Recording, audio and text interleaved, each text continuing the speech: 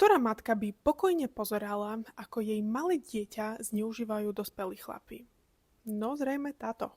Keď mala Victoria Martin z Albuquerque v Novom Mexiku oslaviť svoje 10. narodeniny, nikto netušil, že práve ten deň sa skončí jedným z najbrutálnejších prípadov tyrania dieťaťa v USA. Dňa 24. augusta roku 2016 prišli hasiči a polícia do bytu jej mamy Michelle Martens po nahlásení požiaru.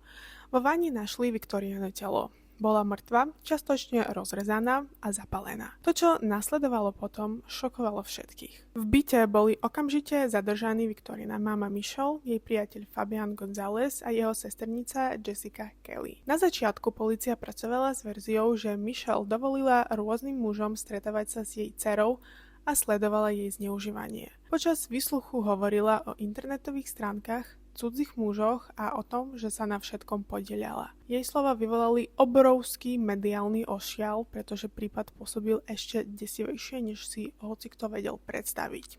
Postupne sa však ukázalo, že veľká časť prvých tvrdení bola oveľa zamotanejšia. Vyšetrovatelia neskôr priznali, že nie všetko, čo Michelle povedala, sedelo s dôkazmi. Niektoré pôvodné šokujúce detaily sa nepotvrdili tak, ako boli najprv prezentované. Isté však bolo, že Victoria vyrastala v hroznom prostredí plnom drog, chaosu a nebezpečných ľudí.